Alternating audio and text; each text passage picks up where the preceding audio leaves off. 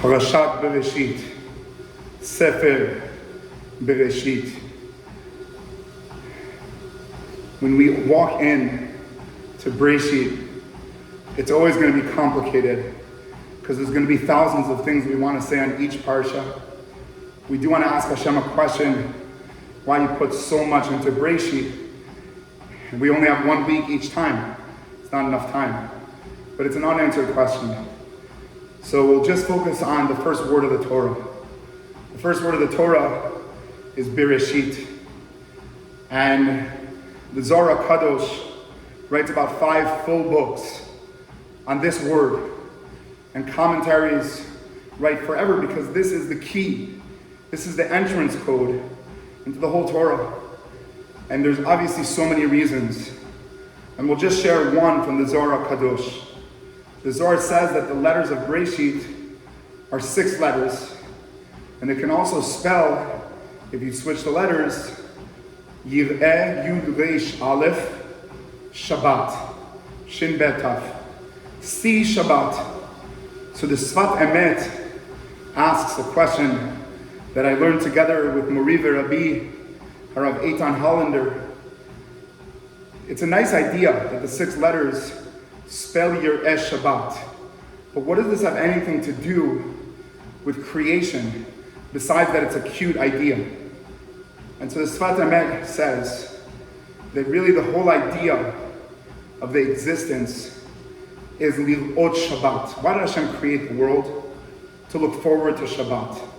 What does that mean? That the whole idea of creation was to reach the culmination, the climax, the Everest of creation, which is Shabbat. Shabbat changes our mindset. Shabbat means that internally there's more than what we see. I was having a chavrita with Ishti Eshet Chayil Tchilat Yofi, that she heard from Michi Yosefi, that the definition of a sod, of a secret, is not something that we don't know, or something that's hidden, but it's that when we're next to something, and we feel that there's more, that it's not just what it is. So a simple example is a fruit. What's a fruit? It's a red color. What's the secret? That it has flavor and taste, and it grew on a tree. So what do we say in the bracha? I want to learn the secret of this apple, that it came from a tree. I don't see the tree, but I feel from this apple that it went through a journey, through an experience. That's a sod. And the idea is that the sod is within, and Shabbat is within. And the whole idea of creation is not to be defined by what we see, but to see that there's more. And I know that all of us throughout this week have been listening to Gdolei Israel.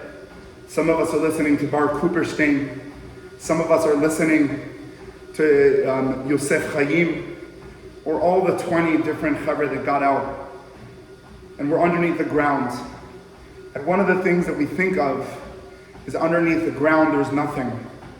And they speak about, as I heard from Omer Shem Tov, that underneath the ground they still knew there was more. They knew that they were going to think about their families, and that they spoke to Hashem, like Omer Shem Tov says, not to ask for a big car, but to ask Hashem, how are you doing? How are you feeling with this destruction, with this pain of this world that you created, with your children that are in tears, and their parents that are shattering? How do you feel, Hashem? And they spoke about how they were aware of Yireh Shabbat, that they always felt, always knew, and always saw that there was more going on. And I think that that's the secret of all of creation. Hashem creates the external with an internal, but He's asking us to listen to the tunes that are underneath, to listen to the voices of the people that came out of captivity, and not just look at the pictures, to listen to the tension that everyone is feeling in Eretz Yisrael again, that we felt 2 years ago. This one hates this one, and this one hates this one, and this one's blaming this one, and this one's blaming this one. Why? Because we think it's just on the surface. And none of us are willing, Lil'ot Shabbat, to seek and look and think, what's the story? Why are the Chevre in Kikar HaChatufim saying what they're saying? And why are the Chevra and Ma'ahal HaGvura saying what they're saying. And the moment we learn that there's Shabbat within, there's something holding the inner world, from there all the external can get connected. And to daven with all of our hearts as we enter into this new Sefer, that we could all be Zocheh Be'ezrat Hashem to really experience this message, this idea, this secret, that there's more.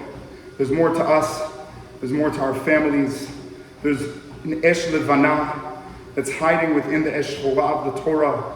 The Esh Levana is the stories, the secrets, the yearning.